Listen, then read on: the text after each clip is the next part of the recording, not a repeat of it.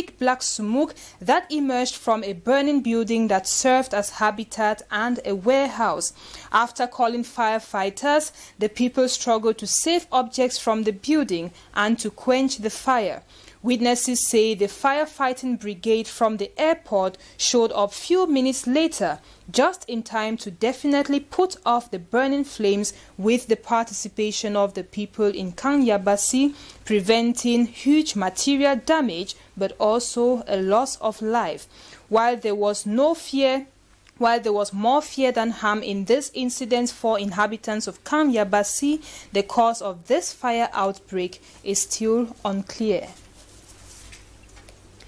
There was certainly more fear than harm in Kanyabasi today, but unfortunately inhabitants of several neighborhoods in the town of Douala have been forced, fully made homeless, and even had to watch their houses get demolished by authorities of the city for the purpose of some construction projects by the state. However, we observed recently that most of these demolished and abandoned sites are now being used for business reasons by inhabitants of these areas. In the following report, our reporter Joy Ngong shares this observation with us. Demolished under the guise of serving government purpose at the air freight of the Douala International Airport. 3 months later, the site has been occupied by motor mechanics and petty business traders who have used the opportunity to settle their businesses. One is tempted to question the original cause of the demolition.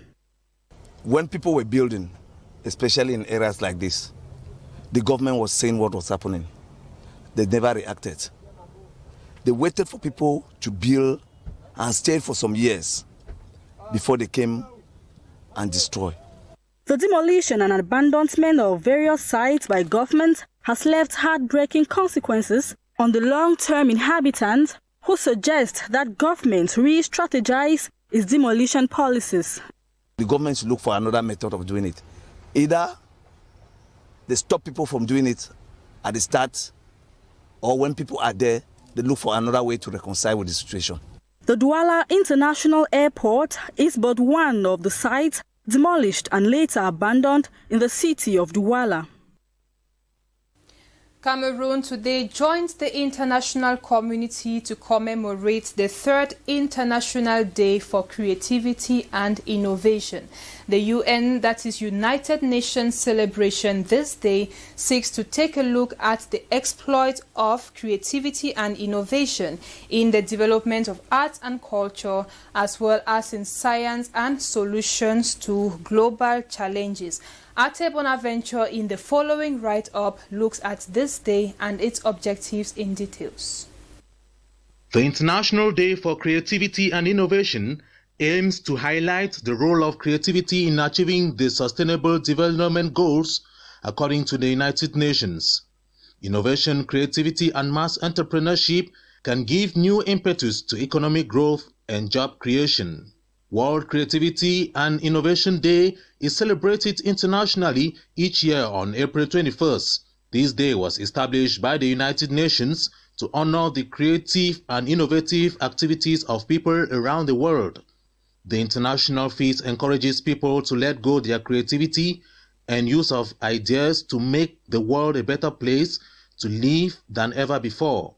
World Creativity and Innovation Day is the last day of the World Creativity Innovation Week since the year 2002, and activities have been focused by entrepreneurship training and organizations in schools and local communities in over 64 countries around the world.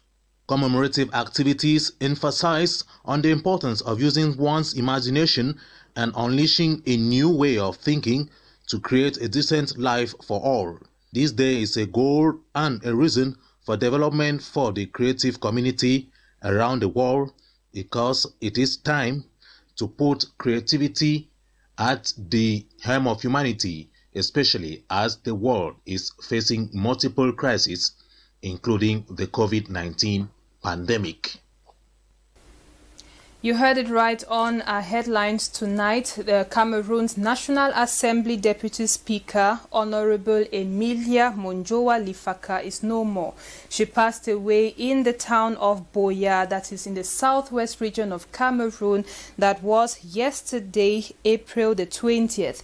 The Deputy Speaker was also the chairperson of the Commonwealth Parliamentary Association's Executive Committee. She was voted in 2017, and equally she was the founder of the Lifaka Foundation, a non-governmental organization dedicated to helping youth, women and the less privileged. Let's now listen to the reaction of Emmanuel Enama, one of the communication officers at the National Assembly, who was with the deceased a few days ago. We are very devastated with the news. Our mother celebrated her 62nd birthday on Saturday, and little did we know that 3 days after her death will be announced to us. So we are very shocked with the death, because during her birthday she was fine. She was the one even serving drinks to people. I served under her from 2008 up to 2015, and so we shared a lot of memories together. I know her to be a very workaholic woman. She wanted the best to be done in every situation, and she was a goal-getter. She was a goal-getter, very loving, very kind, and she took everybody's problem as her own problem. Over in the East region of Cameroon, outstanding cocoa farmers have been shown appreciation and recognition through a series of awards to encourage cocoa producers and their activities. That is through the quality awards and bonuses which were awarded to them for the 2017-2018 cocoa farming season. While presiding the official ceremony, the Director General of the Cocoa and Coffee Board, Michel Ndoping, urged the cocoa farmers of the East region to form a cooperative and better coordinate the sales of their products for greater profit. Let's now listen to the following excerpt of Michel Ndoping, the Director of the National Cocoa and Coffee Board, who details the objectives of the award exercise and how it helps cocoa farmers in the East region. This measure was instituted by the head of state to encourage farmers to stay in the business, because the price drop in 2017 was rather devastating. So we didn't want to abandon the farmers to their plight. The government took 3 measures. One was to reduce the levy on exports by 50%. The second measure was the construction of what we call the centers of excellence, where you produce cocoa, premium cocoa, let me put it that way. And the third measure was the institution of this premium for those who market grade-1 cocoa. So the primary objective was to get the farmers stay in the business, but at the same time it has incidental impacts. We want to. You can only benefit from the program if you sell your cocoa according to the law. That is in what we call periodic markets or through cooperatives. So if you don't belong to one of those, you won't benefit. So the other side of the premium is to encourage farmers to sell their produce through cooperatives and on market days with periodic markets. Because it's a phenomenon we call in Cameroon coxage that is rampant in the rural areas, and some of these guys really exploit the farmers, want to put an end to that. The other incident I want to talk about is international. Cocoa is sold internationally by origin.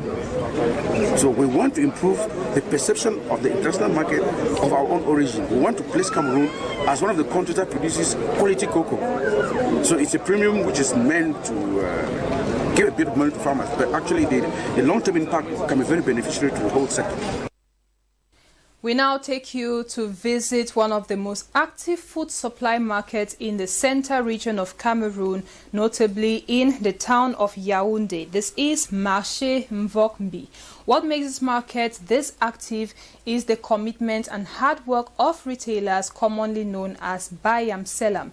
In this following report, Ate Bonaventure brings us to discover their world and how they carry out their daily activities to ensure that both buyers and suppliers are satisfied. His report.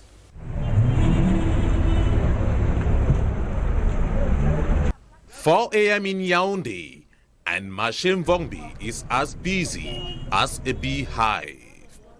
locally called Bayam Selam. These retailers have been here since 3 a.m. to wait for the arrival of vehicles loaded with foodstuff from rural localities such as Mfu, Kolmeyang, Obala, Ezeka, and Makat. I am Abdullah Bello. I'm working to mat from Ikali. Then if I work, I come and sell for market for price of 8,000 or 7,500.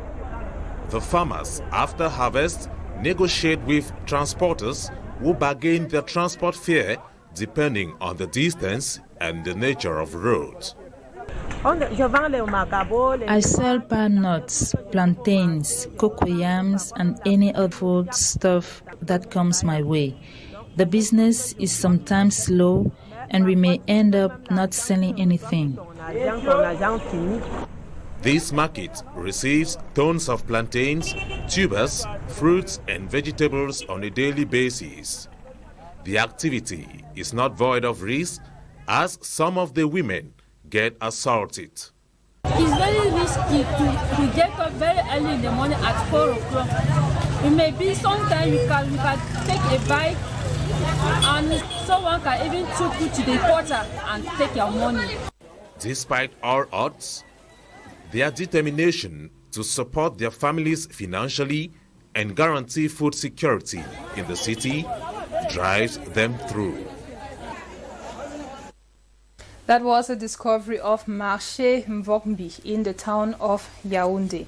And that ended it for news in Cameroon. Now we move on to news out of the Cameroonian borders, beginning in Chad, where rebel groups have vowed to take control of the capital, N'Djamena, just after the death of President Idriss Déby. His son Mahamat would lead the country as the interim president for a transition period of 18 months. Out of the African continent, in the United States, the jury has found Derek Chauvin guilty for the murder of black man George Floyd. He would face sentencing in 8 weeks and could be jailed for over 40 years. Details of this with Rogea Tububa with Africa and World Roundup. While Chad's military has quickly named President Idriss Déby's son as the country's interim leader, the rebel group claiming responsibility for his death vowed to continue its fight for the capital, N'Djamena. There is great deal of uncertainty around how events in Chad will unfold, whether the army will stay loyal to Déby's son and continue the effort to repel the advancing rebels.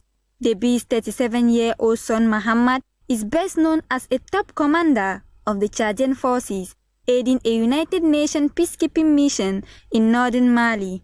He will now head an 18-month transitional council following his father's death. Over the years, Déby had survived numerous armed rebellions and managed to stay in power until the latest insurgency led by the Front for Change and Concord in Chad. The army only said on Tuesday that Déby had fought historically but was wounded in battle. He was then taken to the capital, where he died of unspecified wounds. The jury in the murder trial of Derek Chauvin found the ex-Minneapolis police officer guilty in the killing of black man George Floyd on Tuesday. 45-year-old Chauvin, who was filmed on May 25th last year with his knee on Floyd's neck for 9 minutes and 29 seconds, was found guilty on all 3 counts: the second and third degree murder and involuntary manslaughter. Chauvin's bail was immediately revoked and he was escorted out of court in handcuffs. He will face sentencing in 8 weeks and could be sent to prison for 4 decades. The announcement of the verdict sparked an explosion of joy among a crowd of over 200 people gathered outside the Minneapolis court. The prosecution, which called several witnesses from the police, stressed that this trial was not that of the institution, but of an individual having betrayed his police oath. Chauvin did not testify during the trial, instead choosing to invoke his right not to incriminate himself by pleading the Fifth Amendment to the United States Constitution. That was it for today's midweek edition of the news on DBS Television with me, Cynthia Ngwemo. I say thank you for being with us, and we do hope to see you when we return tomorrow for a fresh edition. Until then, good night. See you tomorrow.